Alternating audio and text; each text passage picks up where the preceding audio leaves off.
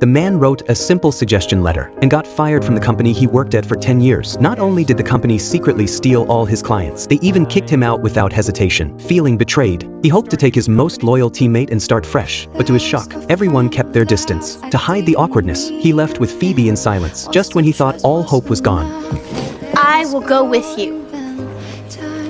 Dorothy Boyd, thank you. A warm voice spoke up, and the two of them left under everyone's stunned gaze. Little did she know, her life was about to take a big turn. A few days later, Jack met with another client. Luckily, his hard work paid off. The client was impressed and agreed to work with him, though it wasn't signed yet, just a verbal deal. It was enough to give Jack hope again. Excited, he called Rosie to share the good news. But then, a sudden call hit him like a thunderbolt. When Jack showed up to finalize the deal, he found out his old boss had called the client first. That's when he realized he'd been played. His dreams were crushed in an instant. What hurt even more was finding out his own girlfriend had sabotaged everything, and when he confronted her, she coldly broke up with him. But even in that moment of despair, Rod didn't abandon him. He gave Jack the support he needed most. So the once high-flying Jack now felt like a fallen star. The pain of failure ran deep. He gathered the courage to call Rosie again. When she heard what he'd been through, she invited him over. As Jack took off his sunglasses, the bruise on his face caught Rosie's attention. When she learned it was from his ex, she stood there stunned. Jack looked into her eyes and said, "Don't let a setback stop you. The storm will pass, and our time will come." Rosie gently cleaned his wound. Then Jack leaned in and kissed her, but Rosie pulled away in a panic. Realizing his mistake, Jack quickly apologized and left before things got worse. In the days that followed, Jack threw himself into his work, letting go of pride and ego. He learned to stay humble. Even when Rod drove him crazy, life still found ways to surprise him. When they met again, Jack was the first to apologize for what happened, but reality hit harder than ever. Rosie was drowning in bills, and what she needed most was his strength and clarity. As Jack turned to leave, he stopped, took a breath, and invited her to dinner with all the sincerity he had.